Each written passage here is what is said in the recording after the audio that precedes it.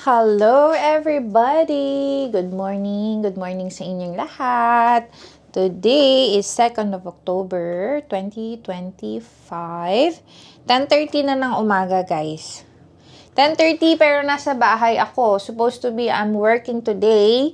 Pero yun nga, as I've mentioned sa aking sa previous na aking vlog dito, is may sakit si Aliyah. So, we had a rough night. And, hindi siya nakatulog guys ng mabuti. And then, hindi rin siya makahinga ng mabuti. Bunged up siya, meaning congested. And then yung hininga niya, parang gumaganon. So, sabi ko, I need to ring the doctor. So, tinawagan ko na yung manager ko. Sabi ko, I won't be in because Aliyah is not well. And I think I need to see the doctor. We need to see the doctor. So, sabi niya, yeah, that's fine. Yun na nga guys. Pumunta kami kanina sa doctor ni Aliyah. We were there. And then, sabi niya, okay naman yung lungs ni Aliyah. Ang worry ko kasi is, yung kanyang cough is like, tingnan nyo guys mamaya, you'll see. Baka pneumonia, or kasi 2 weeks na siyang, she's having cough for 2 weeks. It's running 3 weeks. Next week, mga weekend, she gets, mga magti 3 weeks na yung cough niya. And last night, hindi siya nakatulog. And same here, hindi ako nakatulog. Anyway, I was just worried that it's something, to worry about. Pero okay naman yung lungs niya, hindi, it's clear, sabi ng doctor, which is good. So, viral lang siya and of course, congested. So, nag-clear na yung airway niya, guys, ni Aliyah. Since I sprayed the decongestant spray sa kanyang ilong. I did try to buy her last night, pero walang stock sa Tesco. So, hindi na kami nakabili. Kung sana siguro nakabili ako last night, we don't need to be off from work and off from the nursery today. Kasi nga, she's congested. So, nagwiwising yung crackling noise yung kanyang breast. So, nag-alala ako kasi guys, last year, she was diagnosed with RSV. I had to bring her back to the A&E. Then, nagstay kami for a day at the hospital for oxygen therapy. So, sabi ko kaninang umaga, I cannot, just sit here without doing anything. Well, at least I went to the doctor. We went to the doctor and then he told us that it's okay. Give her Calpol. Just to get her comfortable and feed her, let her drink water. Ganun lang naman sila dito, guys. They don't give antibiotics. Kasi viral, ganyan lang sila. But in the UK, guys, the doctor mostly doesn't give antibiotics. Antayin ka pa nila na mag-iba yung kulay mo. Ganun. Just make the patient comfortable. Yun lang. Aliyah! What do you wanna do? What are you doing now? Nanonood siya kay Miss Rachel. Ayan. Hinaan ko kasi. Ito naman si Ate Lady. Gusto niya tong food ni Aliyah. Aliyah, do you want your food, baby? Sit. Ayaw mo kinig ni Lady. Aliyah, Ayan, inuubo.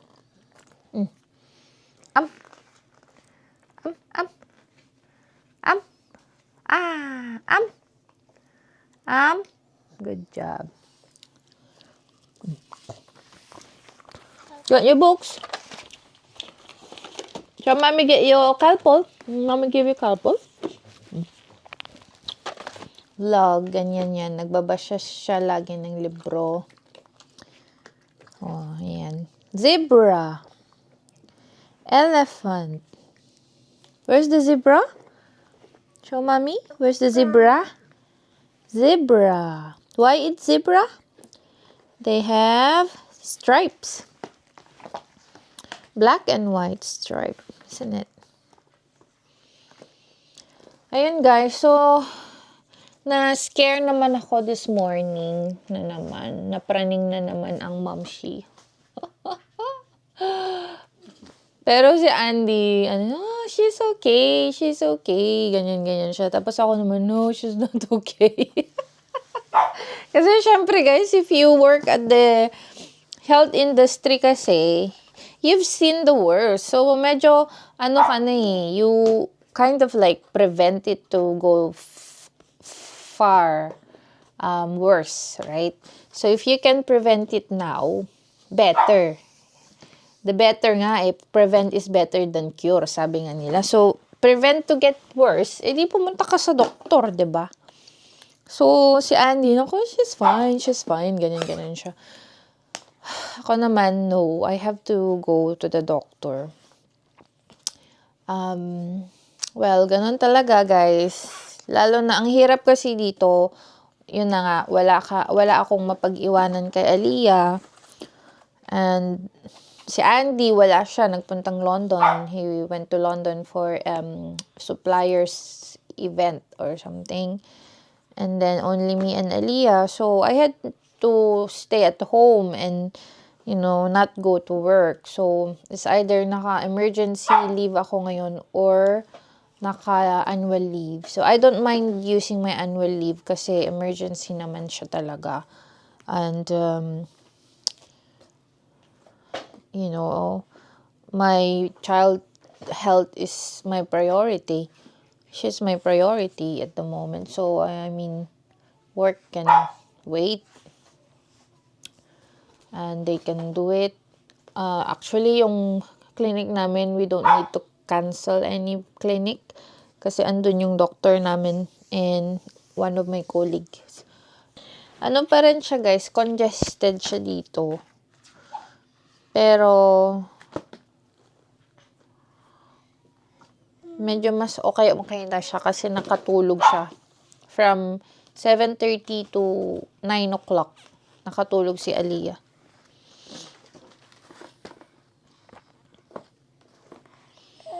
Yeah, Hermit. Si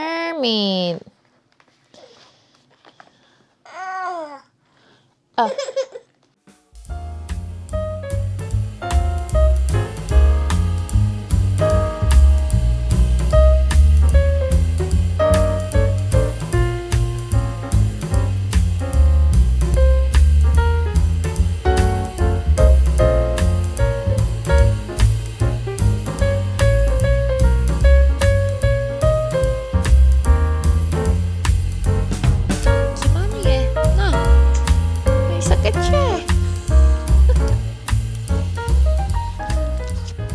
Yeah, very nice. May sakit ka you should guys. So nice. Strawberry. Ito pala guys yung pinang-spray ko sa ilong niya. It calls Sterimar. Show them guys. Yeah, that's it. Show them. Spray in your nose, kamo. So, medyo nakakahinga na siya ng maayos since inisprayan ko yung ilong niya. So, kailangan staple yan sa bahay ng my baby. Yung spray. It calls, Sterimar Breathe Easy for Baby. So, dito sa bahay, laging may Calpol. So, ngayon, ito ilalagay ko na. Strepsil, lagi yan. Tsaka yung, vitamin C. Alam nyo naman yan, guys. Dito kasi mayroon silang flu season na tinatawag. Lalo na yung mga lamig na panahon. And, kailangan, pagka nandyan na, hindi ka palang doon bibili ng mga vitamins mo, ng, mga strepsil, mga paracetamol, ganun. Dapat laging meron sa bahay kasi once na may naramdaman mo na, Ako, pag meron ng Makati sa Lalamunok, hindi ko pinapatagal eh. Kahit konting scratch lang yan, ano na ako agad yan. Yung matapang na Strepsil na agad. Kasi ang hirap magkasakit, guys. Lalo na dito, hirap. Kasi wala kang ibang maasahan eh. Ikaw lang, tsaka yung family mo. Tsaka hirap din na hindi pumasok, 'di ba? Hindi naman pwede na kailangan we are always absent. Hindi naman pwede 'yon. Mag-absent tayo kung kailangan lang. So kaya habang healthy wag nating hayaang we fall to sickness, 'di ba? So kailangan mag-vitamins. Then konting lang is like scratchy throat, you have to have na Strepsil, ganun. So, ngayon, this will be a staple in our home.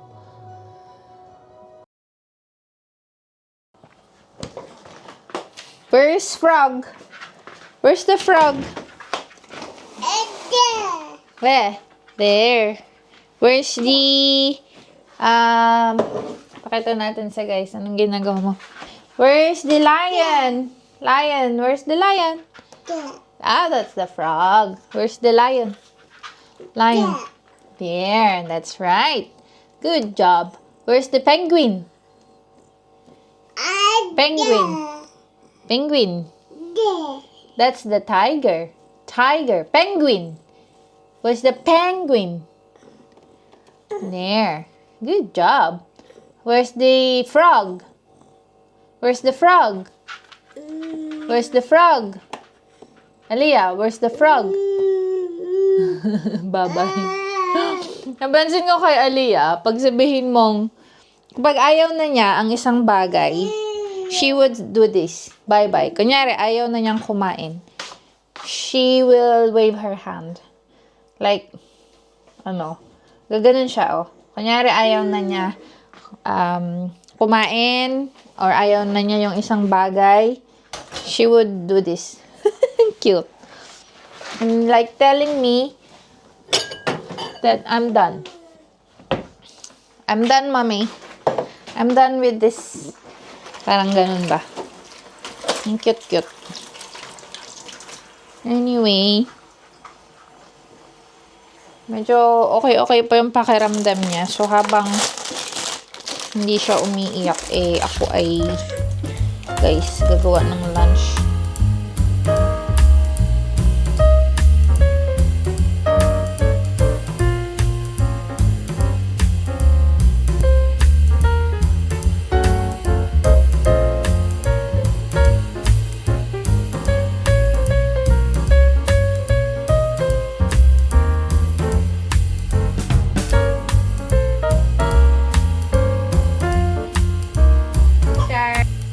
Kain na tayo, guys. So, ito yung ating lunch ngayong araw. Tapos, I feel like kailangan ng matulog ni Aliyah. So, a bowl of salad. What I put here is salad. Ay, nakalimutan ko yung tomato. Salad, pepino, olives, feta cheese, tapos pork chop. So, ayan. Lagay natin sa ating salad. Tomato. Ayan, lalagay ko sa aking salad bowl. Halika na! Ito na yung food ko, guys. So, ayan. Salad. Tapos, nilagyan ko lang siya ng a dash of, yun? Vinaigrette.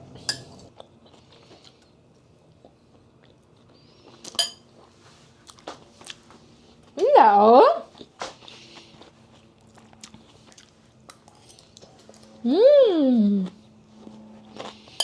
What's that? Airplane.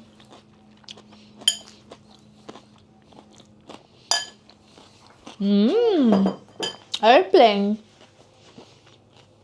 Airplane. Kain tayo, guys. Ito yung lunch natin. Salad.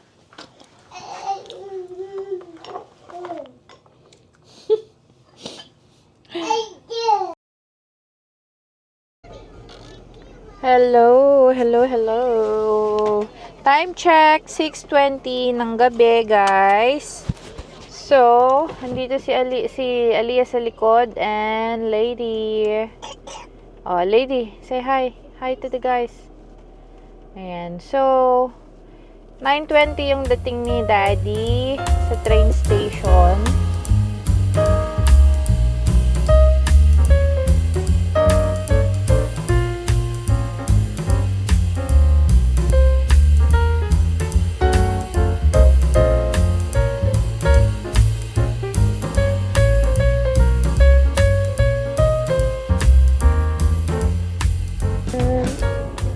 Nandito na si Daddy for sure.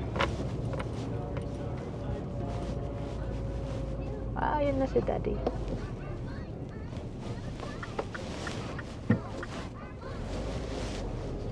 Yes, Daddy.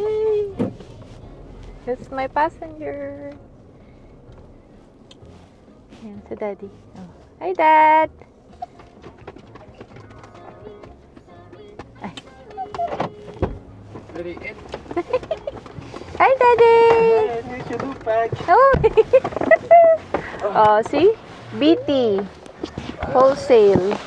Your loot bag. Wow! Oh, yay! I've got umbrella! I was thinking to See? buy one. I thought of you. I knew exactly that you've lost your umbrella, and I bought your know. umbrella. Oh. I know. Come, let's just go back. Hi, Baba. Daddy's here, anak. Yeah, same here, because Aliyah is so clingy to them. Oh, alright. I'm just telling Daddy. You don't like it that Mommy tell me you're clingy? Yeah. Yeah. So what did GP? What's the remedy, cure? So Calpol. Yeah. Just give her Calpol. Like it. Calpol and the spray that I got from the.